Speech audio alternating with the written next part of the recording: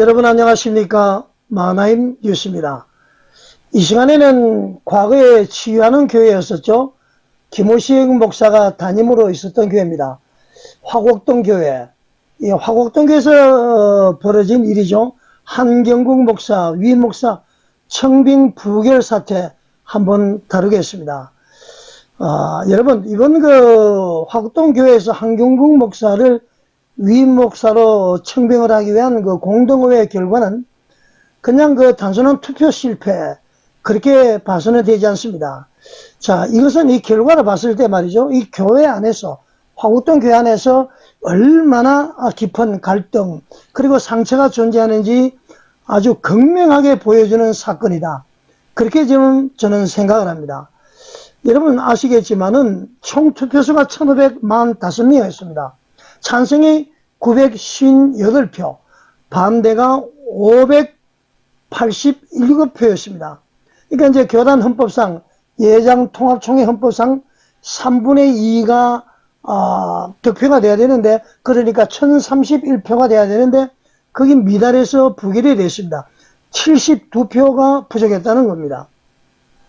자, 여러분, 이 숫자, 절대로 여러분 가볍게 보면 되지 않습니다. 무려 말이죠. 587명의 성도가 반대했다는 것은 이미 말이죠. 교회가 아주 심각한 분열 상태에 들어갔다.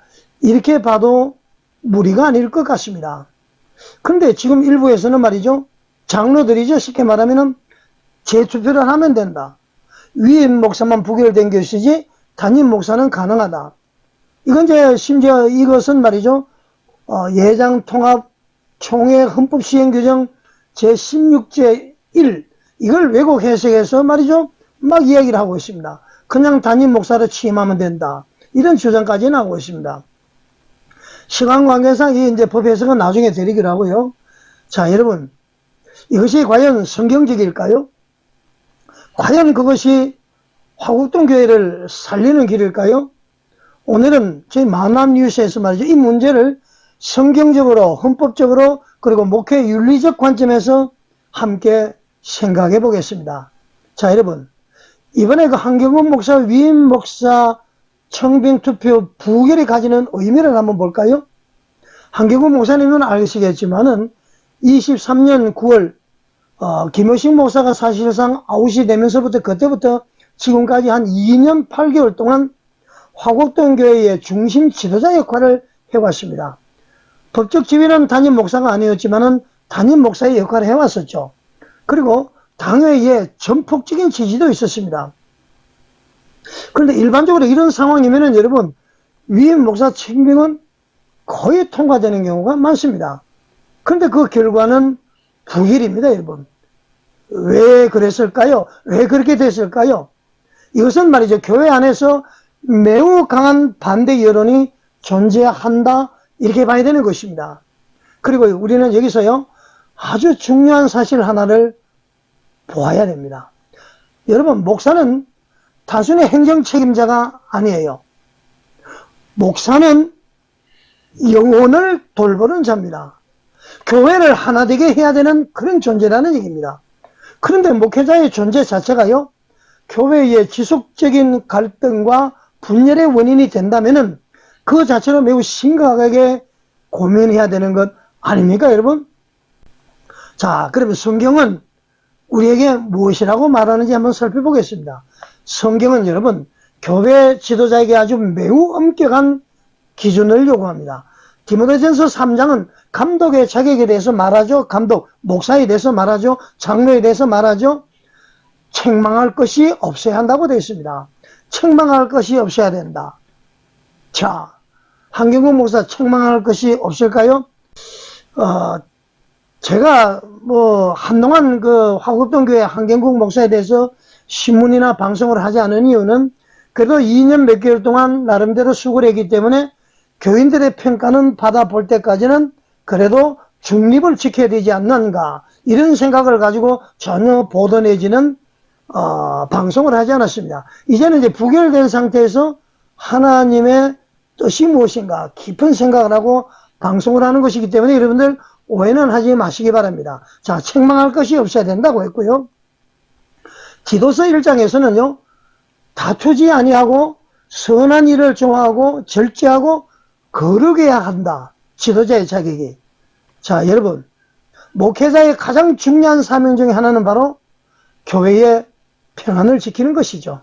로마서 12장 18절은 이렇게 말씀합니다.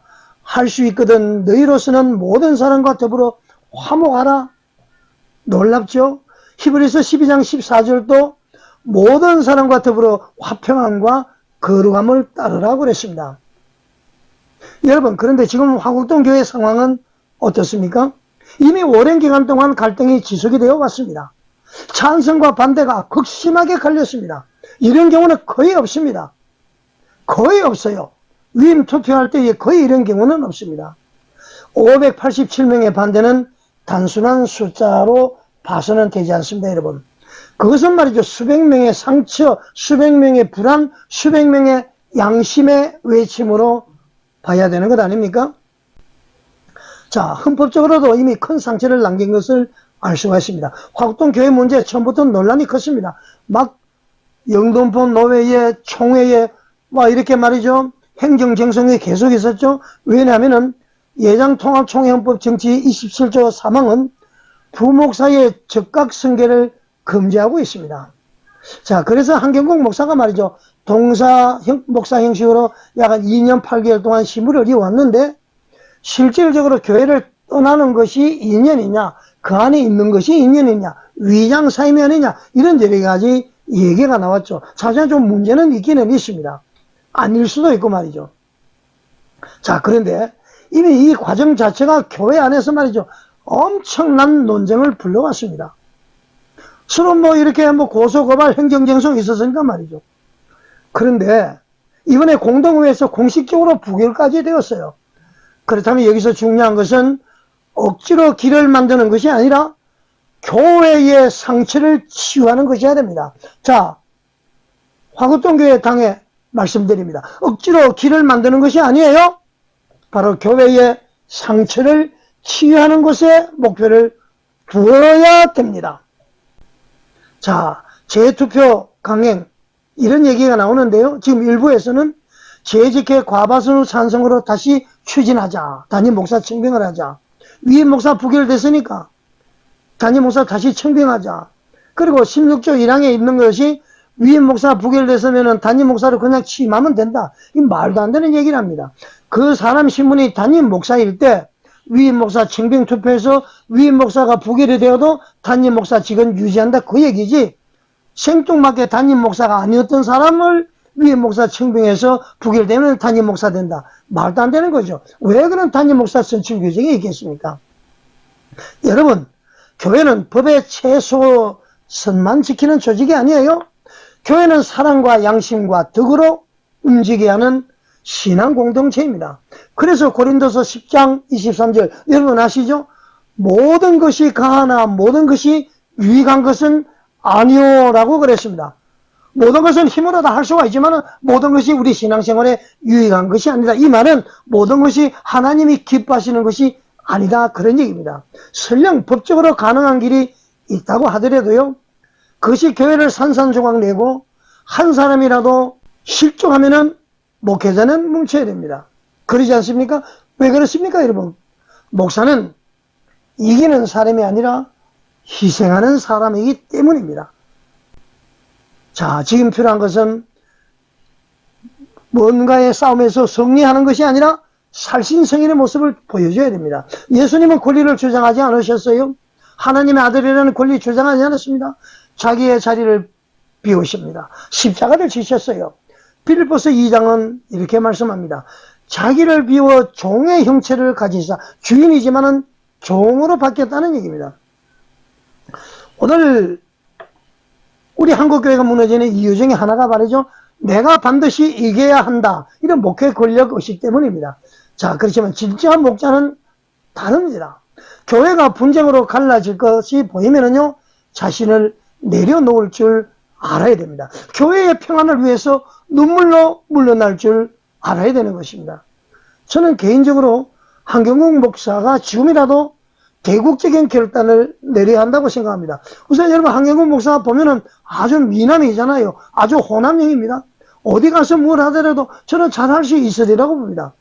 한경국 목사가 억지로 담임 목사가 되는 길이 아니라 교회를 살리는 길을 선택해야 됩니다. 그래야 주의 종인 것입니다. 여러분 어떻게 생각하십니까? 그리고 교회 역시 그동안의 한경국 목사의 헌신과 수고에 대해서 합당한 예우와 생활 보장을 하는 것이 마땅합니다. 본인이 개척을 한다 그러면은 개척 자금을 지원을 한다든가 이거 여러 가지 교인들의 총의를 모아야 될 것입니다. 이것이 여러분 서로를 살리는 길입니다. 윈윈 하는 것입니다. 자, 제가 아주 심각한 문제는 나중에 다시 한 말씀을 드리겠습니다. 자, 사랑하는 화곡동교회 그리고 한국교회 성도님 여러분, 우리 만화임 뉴스를 애청하시는 여러분, 지금 중요한 것은요, 누가 이기느냐가 아니에요. 교회가 사느냐입니다. 한경국 목사를 보지 마세요. 화곡동 교회를 보시기 바랍니다. 당회를 보지 마세요. 화곡동 교회를 보시기 바랍니다. 나무를 보지 마세요. 숲을 보시기 바랍니다. 그리고 말이죠, 하나님을 보시라 이런 얘기입니다. 지금 필요한 것은 억지로 성계를 하는 것이 아니라 교회의 회복입니다. 강행이 아니라 화해인 것입니다. 법적 논리 이전에요, 하나님의 뜻이 무엇인지 먼저 물어야 합니다. 과거에는요, 단 한 사람이라도 강경하게 그 목사님의 부임을 반대한다면은 그 목사님은 자기의 거취를 다시 결정하라, 그런 말씀이 있었습니다. 자, 부디 화곡동 교회가요, 더 이상의 상처와 분열로 가지 않기를 바라겠습니다. 그리고 한경국 목사 역시 하나님의 종으로서 교회의 평안을 위한 그런 결단을 내려주시기를 강력히 촉구합니다. 여러분 어떻게 생각하십니까?